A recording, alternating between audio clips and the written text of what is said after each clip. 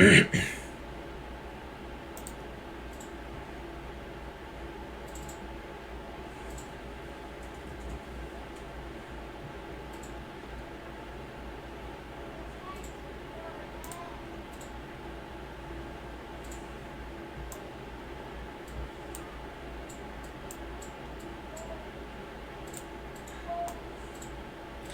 right, everybody. Looks like we are live. Welcome, welcome. Let's see about getting this bad boy started. Okay, so we're going to go ahead and put this over here. And we're going to put this over here. And I think we are ready to go. All right, so tonight, what we are talking about tonight is pitfalls of goal setting. All right, can you guys hear me? Now, Louis, jump on and make sure that this microphone's working.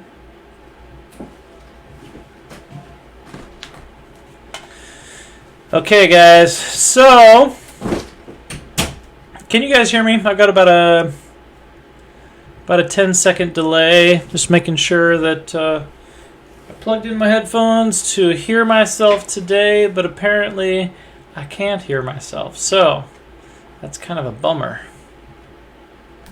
Did not work, so I'm going to have to play with that later. So, excellent. Thank you for sharing that with me. I guess I can take these headphones out then, if I cannot hear. How's everybody doing tonight? It is a wonderful Monday evening. I have been working on this content for several hours today, learning a lot, improving my own skills as I have tried to understand a more in-depth idea of the pitfalls of goal setting. And I want to share some ideas and some context with all of you this evening and see what you guys think. And I want to maybe help you have a mindset shift, because that's a really important part of being successful in this process. All right, so without further ado, we're going to go ahead and jump right on in.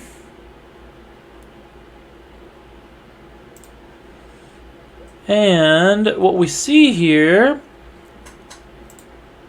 is our title, which is The Pitfalls and Goal Setting of What's Next After the Basics of Goal Setting. Now, in the past couple of weeks, and if you need to review, you're more than welcome to go and review the idea of goals, right? So, for example, last week we talked about being toxic, overweight, where those issues may be coming from. What are some steps to be able to move towards that issue in your life that you don't like? How can you more further identify where you are and what options that you have?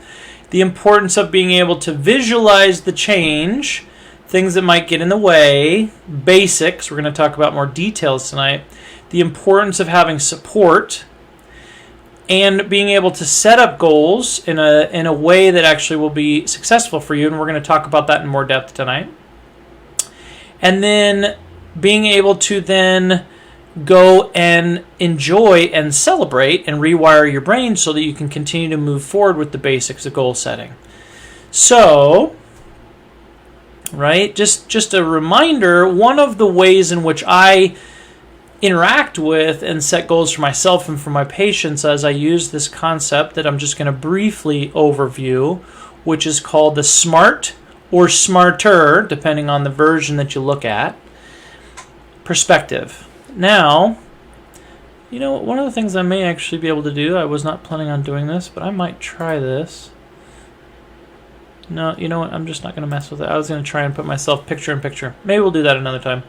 Is this idea of smarter. Okay, so SMART. Be specific with the goals that you want. Have something measurable. Have it actionable or attainable, right? So you can make some movement on it. Make sure it's relevant to your life.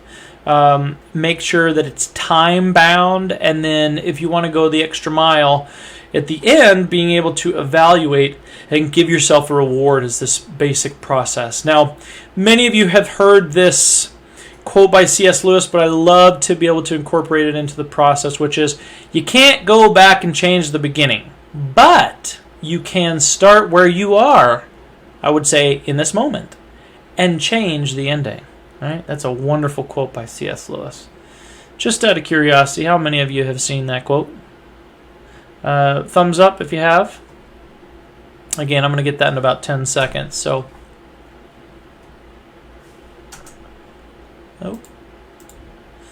So what we're going to talk about tonight, this is kind of my little brainstorming component where I put together some basics of the pitfalls and mistakes of goal setting. We're going to talk about details behind that.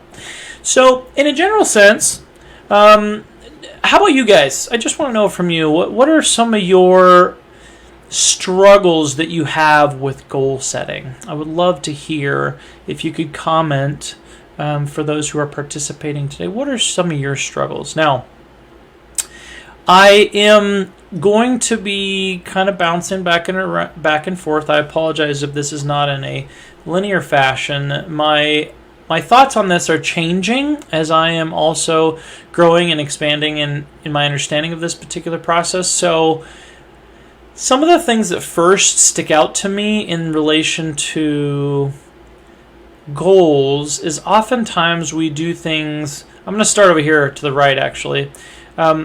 We oftentimes have unrealistic expectations, and some of the struggles that we need to have are more realistic expectations, and I'm going to talk about the details of what that looks like. Time. Oh, definitely time. Okay, so we're going to talk about that idea of time. Now, another one that's really important is a thirst for growth, right? A thirst for change. Usually the way in which I like to describe this is kind of like, when we go through a door, right? Oftentimes there are doors we don't want to go through because there's pain, there's suffering, there's something that keeps us from moving forward through that door. And so we have to have a certain thirst. Now, oftentimes what that means is, especially the people that I see, and I've talked about this extensively, is oftentimes we're motivated by fear or pain or fears of pain, right?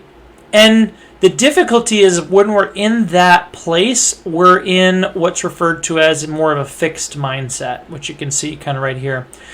And it's really important to kind of recognize and see where you're at, and you're in that fixed mindset, you're in that fear-based place, we tend to be a little more rigid, right? As you can see right here, we tend to be a little more rigid, which makes it difficult for us to change. When we're in that rigid, fixed mindset component, oftentimes it's difficult for us to change. And in order for us to have a change, so for example, as a physician, I see people that come into my office and they have pathology. Lack of motivation after starting. That's a good one. I have people who come in and they have pathology, right? They're sick, they have illnesses, they have symptoms, different things like that. And one of the things that I find to be most difficult is helping people understand that there's two phases of goal setting, as well as there's two phases of illness / and or wellness. The first part is the acute phase, right? So when we're in an acute situation, what we're going to do for a person, the way in which we're going to look at things is much different. So for example, if I were to say, hey, your health issues that got you here into this really like life and death threatening sort of situation came from the fact that you felt abandoned or rejected by so-and-so who is a significant life figure in your life. When you're in that situation where you're faced with this life or death situation, while that's still important, it's not as important as recognizing what you need in the moment, right? And so, again, this is where a little bit of the fluidity starts happening with this idea of goals, okay?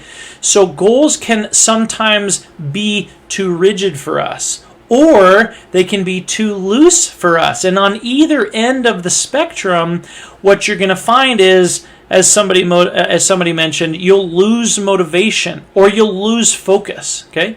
And this is going to be that idea of finding balance and understanding that this is a skill. Making goals is a skill. And it's a really important principle to understand that this is, in my perspective, the basics of goal setting is a primary goal to kind of start helping you move forward, and then there are more advanced skills that go either with and in conjunction with goal setting and or kind of supersede goal setting, and we'll talk about those. So oftentimes it's really important that we understand that oftentimes we lose focus on recognizing that what we really want to do is we want to focus on progress, right? Oftentimes people will focus on guilt and shame, and they use their identity to ground them out, and they lose drive and motivation and focus, and we'll talk about that in a little more in detail as we go along here today. What we're going to then talk about kind of at an advanced perspective is more of a systems approach, more of an approach of understanding as you grow with your ability to recognize where you are, who you are, and what got you to where you are. What we then work on is working on identifying who you identify with, and we work more from a systems and a subconscious programming perspective. But again, that's a little more from an advanced perspective. So again, the problem is me. That's going to be one of those situations where I often identify for people that shame is a very low energy emotion. Shame is going to be one of those things that like you said, Emmy, is going to drag your energy down. It's going to tell you that you're a bad person. And so therefore, because you're a bad person, it's going to drain all your energy. And why should I change if I'm a bad person? Okay, so again, we're going to talk about that. Now, other typical pitfalls. Oftentimes, for those of us like myself, I'm gonna focus on myself here. We keep our goals fuzzy, and that way we keep ourselves from failing. Now, that's a big. Who does that? Just out of curiosity, does anybody do that? That's a big one for me. I often see, and I'm a out of the closet perfectionist. This is a recent thing for me. Just in the last couple of months, I've realized that I am a perfectionist. And so one of the things that I would do, and this is a very common thing as a perfectionist, is we keep the goals fuzzy, meaning we either make them too big or too small, and then we don't make them specific. And then we allow ourselves to then get distracted by other things. We allow the chaos to distract us. Now, some of you might recognize that as ADD, ADHD, okay? That's a really common thing, okay?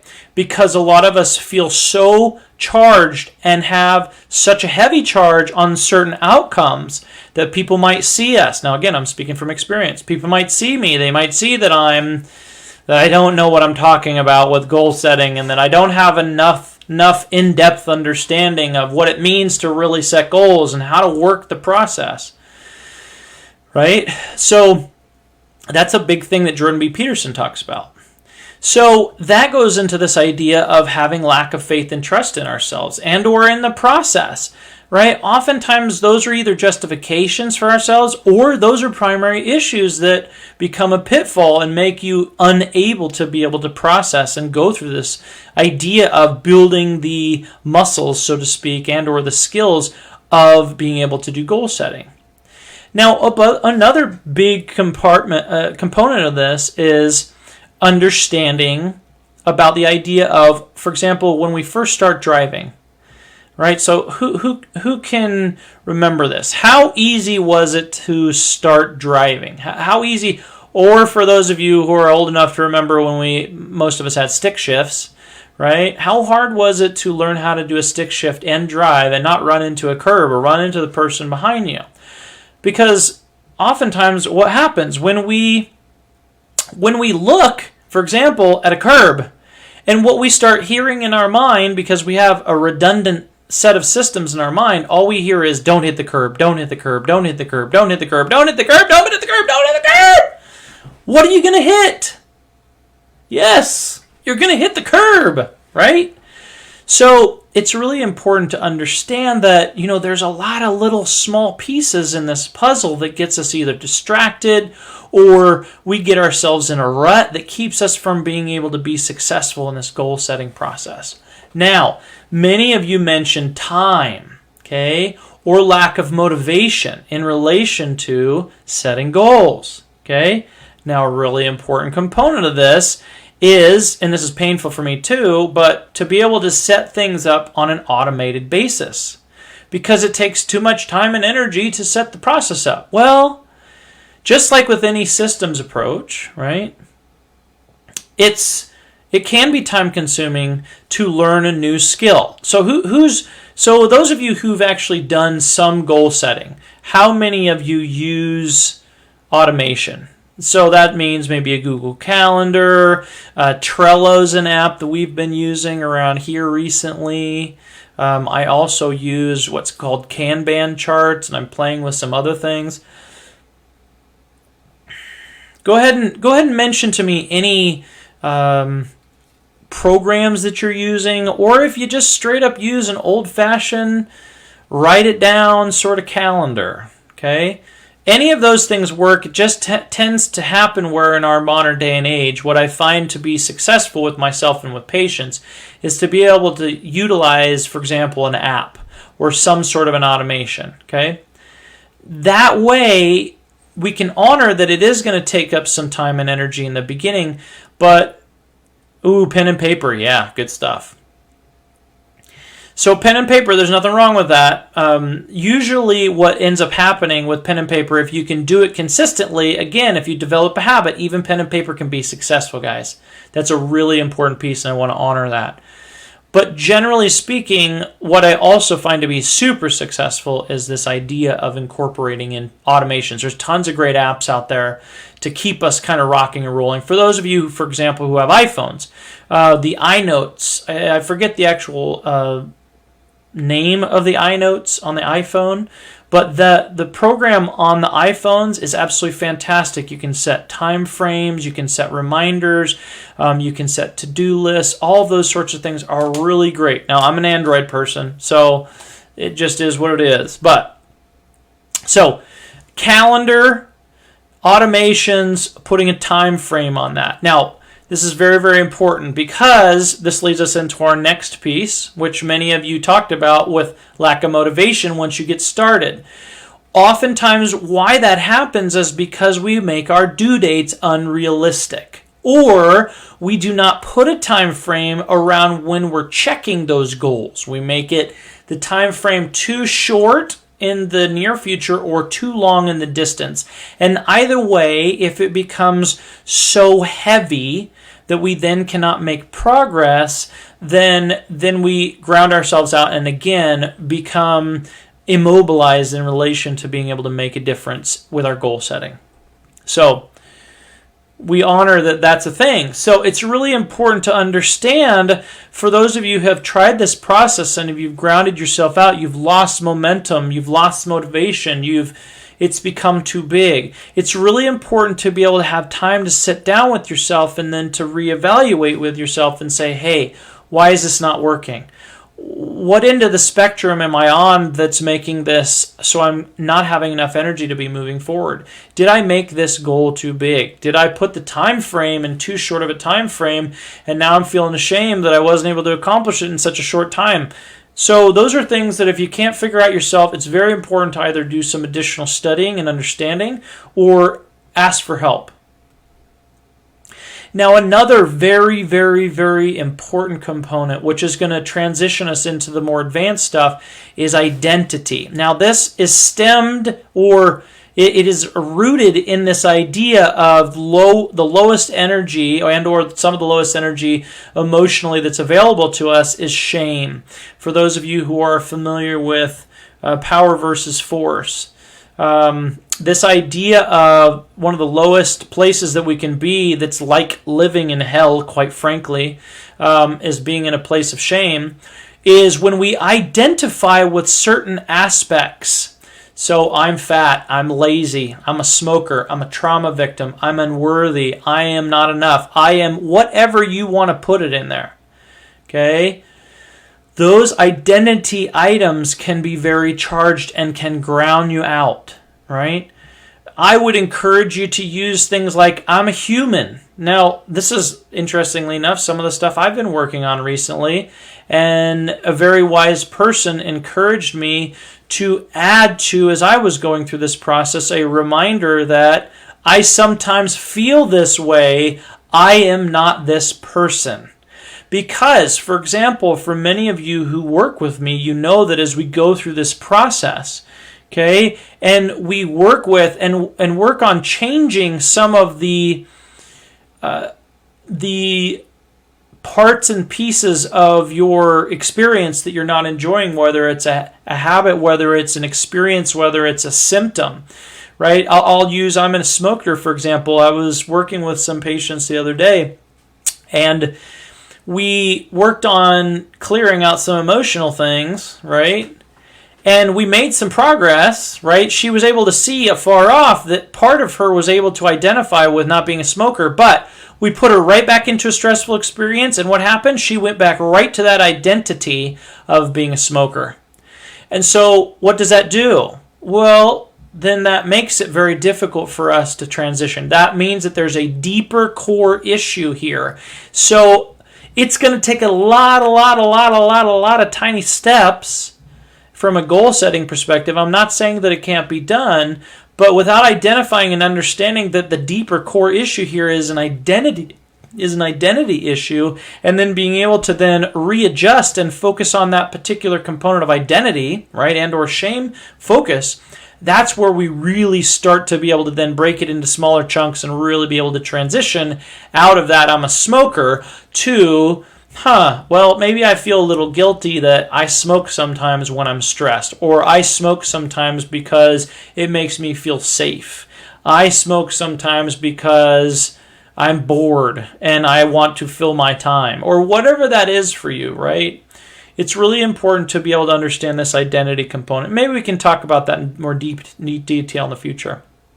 So as we continue, and I talk about this, one of the things I want you guys to be writing down is I'm going to continue doing these talks. It's helping me develop kind of some course curriculum and some ideas for me. So I would love for you to make some mention in the comments, further identifying topics that you want me to talk about. I will teach you anything you want to know. My goal is to be able to really identify and set into a solid core knowledge base, some ideas and some concepts that will help you move forward and be more healthy in your life as a human being. So please be making some comments as we go along here.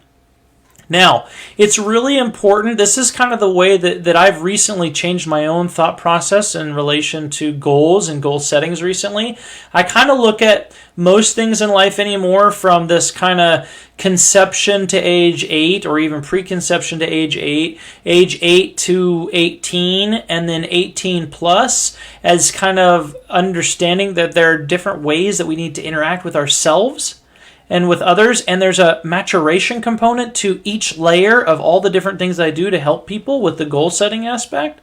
And so what I found as I'm educating myself more and getting to know goals and the ins and outs of goals, what I've come to understand is there's more depth, there's more advanced, more mature aspects of goal settings, and I have come to appreciate that that's more of kind of what I do in the clinical setting, which is more of a focus on systems, or as I refer to them, subconscious programs that then run in the background that then become habits, right? Because it's really important to understand that really what we're trying to do with goals is to be able to help change kind of some end results of the things that are doing for you, to really be able to see and work on increasing your awareness so you can understand why you're doing the things that you're doing.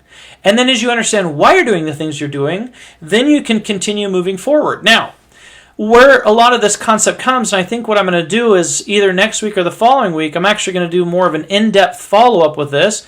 If any of you are interested, would you guys like me to do my next focus session? Would you guys like me to do a little more on the advanced stuff, like the next stages of above and beyond goal setting? If so, go ahead and write in the comments atomic habits. I will break it down for you and give you the logistics of what that looks like.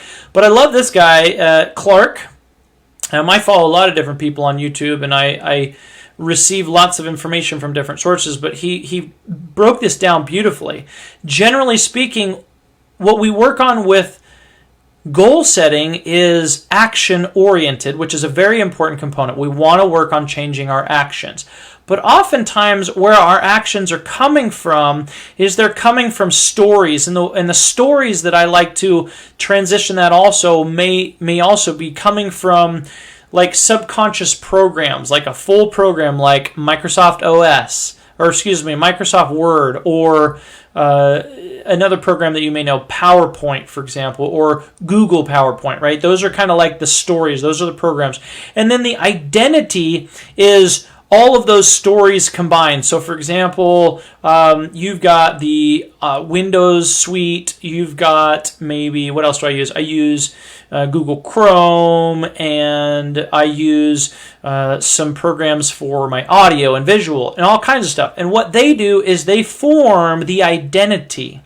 Okay, now there's lots of different people that call this different things, but this is the core of who we are. Some people refer to this broken up as our personality.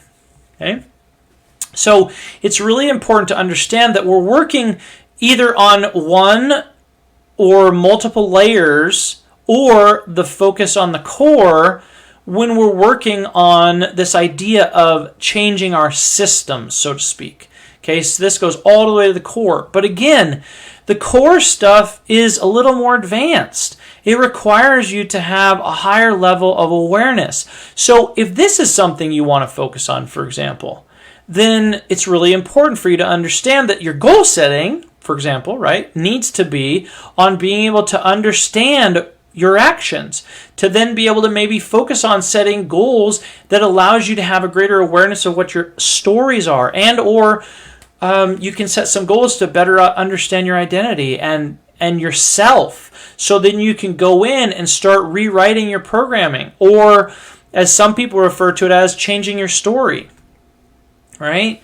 This is this idea of course correction. And oftentimes, for example, it was mentioned that, when we get started on the goal setting piece, what oftentimes happens is we start getting going and then something gets hard, right? Let's see here, right here, it gets too hard. Or we allow our inner critic to supersede us and crap us out and go back to that idea, oh, I'm just fat anyways, I'm never going to be able to change. Right? And we quit, and we have this self-sabotage, which then puts us into a stress response and burns us out. Right? And then we let go of our priorities. We stop doing the things that are going to take care of us. Our battery burns out. Well, then we just get burnt out completely and totally, and then we lose energy to be able to change anything, which then puts us into this place of safety, right? When we're in a fear-based state and we're burning all of our resources, we are hiding in the corner or in the cave waiting for the monster to come. Okay? And when we stay in that place too long, we allow fear to lead us. Okay? So who do you want to be? Who do you want to allow yourself to transition into? Again, we go back to the basics of goal setting. If you cannot see who you want to be or the types of person that you want to be, maybe you need to go back to the drawing board. Maybe you need to find some other mentors or other people that you kind of look for inspiration towards. I like to shy away from the idea of look up to. Now, that may be appropriate in certain circumstances, but eventually we want to be able to help you mature, to help you understand that you're a human being just like they're a human being, and we want to look towards them for support and for information, not necessarily up to them, right? Because oftentimes when we leave ourselves in that position where we think that they're above us, oftentimes what happens is we can let ourselves be dragged down by shame, oftentimes too. But that's a place for us to start and to recognize that we're at. Now, another big piece, right? And who's heard me say this before, right? To work on treating yourself as you would treat others. Kristen Neff, who's a PhD in, I forget exactly where her PhD is in, but she's got a PhD and she does human psychology, and she is a self-compassion researcher. And this is such an important piece when we're trying to course correct, when we're trying to see when we're getting dragged down or kind of crapping out in relation to our goals, right? It's really important to understand that if we look and see what we would do for a friend in the same situation, and then we check and see if we're treating ourselves the same way as we would treat a friend, that's a really great way to kind of understand where we're at and what might be getting us down. And that will help neutralize any shame, for example, or it will help neutralize a lot of the shame that might allow us to then get back up off the floor and get moving. I love the quote the other day. I might slaughter it, and I forget who I heard it from, but he said something like, You know, the best part about reminding yourself of when you fall down is to land on your back. And as you do that, the best part of landing on your back is that you can look up. And if you can look up, you can get up, right? Because as many of you have probably heard too, we fail ourselves to success, right? Life is about honoring the pain and the suffering and moving through it and being successful and becoming who we want to be. I don't know about you, but I don't know any person who I look to for inspiration that has not been through trial and suffering and different things that, you know, have given them what they need to work through in order to become that inspiration for myself. Now, what do you want your life to be like? Okay, that's a really deep question. What I want you to do is I want you to work on this idea of not taking our desires too seriously. Now, I forget what my purpose behind that one was, but there are other things that tend to get us down too. Oftentimes we have this concept or idea that if we think positively enough, it'll be enough to get us through, but sometimes it's not. Okay? Again, these are downfalls that we need to work on recognizing may or may not necessarily help us in course correction. And also, as you're course correcting, it's really important for you to understand that as you're going through the process of goal setting, for example, again, going back to the basics of goal setting, you may not necessarily be giving yourself actionable steps. So again, I use a simple one, right? I want to lose weight. That is not an actionable step in the sense of it's too big, it doesn't have a time frame, it's not specific enough, right? So we would break it down something like, I want to lose 5 pounds over the next 60 days, and I'm going to check in with myself 5 days a week to check and see where my weight is at and how I'm doing, and work on having compassion for myself, checking my diet, checking my movement, and work on having gratitude for where I'm at and what's going on, and checking in to see what I need to do to course correct to be able to move in that direction, making sure that I have partners that I am holding accountable with, including myself, and that I have people to celebrate with me along the way. Okay? So, again, the last piece that I want to leave you with, and I'm going to do a deep dive on it in our next...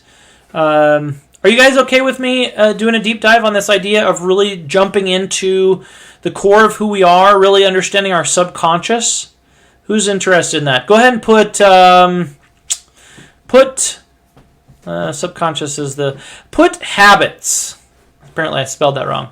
Put habits in the comments if you're interested in learning about how to change habits. Now, remember, again, goal setting and getting very good at goal setting and understanding that process as you mature, as you work with this process, is going to drive you in the direction of being able to change your habits. But the next layer, the next more advanced component of this is really understanding all the different layers of habits and understanding who you are. So, for example, I'll give you one last piece here, because as we understand that our habits are who we are, right? We're literally changing who we are. We're changing our systems. We're changing our subconscious. We're changing our strategy in the way that we interact with the world. Then we change who we are. Then we change our actions and we change our symptoms because we become a new person. Okay? So I'm going to talk about this next time. We're going to talk about the specifics of this. Most of these tend to look like they're taking me about 30 minutes. I was hoping to do 15 minutes, but this stuff just, I get a little passionate about it. So I believe that is the end of this here. So are there any last questions about the pitfalls of goal settings and what is next after the basic goal settings? So it looks like the majority of you want to see me do this process. That will be the next one. And I may have to I'll be honest with you guys, I may have to break this up into two.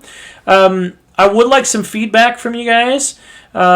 Is this too information heavy? Is there... So I don't have... Maybe what I'll do is I will... go ahead and set up over this next week, if I have time, a survey where I can ask you guys, do I need More information, less information? I would love for you guys to comment. Do you want more information, less information? More actionable items, less actionable items? Do you want more of a review at the end, or is the review sufficient? If you would take a few moments and just type that in for me, just write information, fine, or too much, too little. Next one would be action, enough, too much, too little. And then the last one would be the review, too much, too little, or enough. I would love your feedback. Again, this is a skill that I'm working on developing for you guys so that I can help you be able to have access to these things so you can understand where my framework is behind how I'm successful with my patients in my clinical setting, as well as new skills and abilities that will help you get well. That's my goal. If there's any additional questions, please go ahead and ask. I'm going to go ahead and wrap it up for today. Thank you for attending. This is Dr. Fisher signing out. I guess I'm going to show you my face one more time here. There I am. Less than the action piece. Okay, so I'm going to let you guys kind of finish up. We're going to call it good for tonight. This is Dr. Fisher signing out. Hopefully you have a wonderful rest of your day. Also, another one may be, if you guys want my take on COVID, I could probably do a session on what's happening with COVID, where things are at. If you guys have questions about that, and or if you want me to have that as my next one as well, we could totally do that one also. Anyways, this is Dr. Fisher signing out. Leave the comments, the questions.